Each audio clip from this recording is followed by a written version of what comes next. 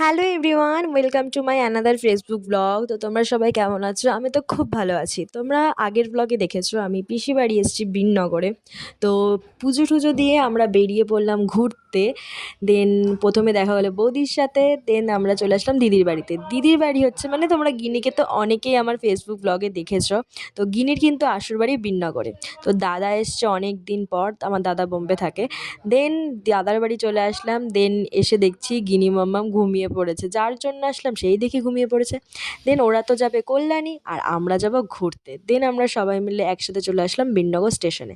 দেন Binnagar station থেকে আমরা train ধরে নিলাম এবং ট্রেন ধরে আমরা চলে যাচ্ছি হচ্ছে কৃষ্ণনগর। দেন কৃষ্ণনগরে যাচ্ছি মানে হয়তো তোমরা গেস করতে পারো যে আমরা কোথায় যাচ্ছি।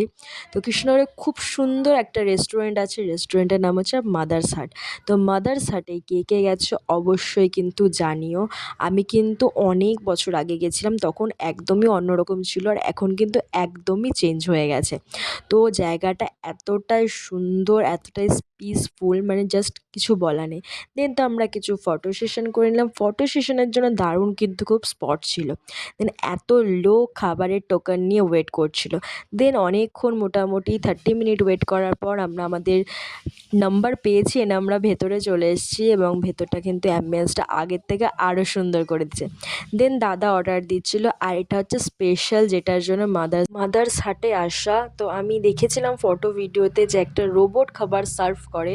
তো আজকে ফার্স্ট টাইম আমি সামনাসামনি দেখলাম। অ্যান্ড এত কিউট রোবটটা, তোমরা যদি কোনো সময় না গিয়ে থাকো আমি সাজেস্ট করবো অবশ্যই যাও। অ্যান্ড খাবার দাবারও খুব সুন্দর ছিল, সার্ভিসিংও খুব ভালো ছিল। কী কী খেলাম সবটাই তোমাদের সাথে শেয়ার করে দিলাম। অ্যান্ড খাওয়ার পর আমাদের পাতের অবস্থা, মানে প্লেটের অবস্থাটা কীরকম হয় সেটাও তোমাদের সাথে শেয়ার করে দিলাম। চলো তাহলে দেখা হচ্ছে নেক্সট ভিডিওতে। Bye bye.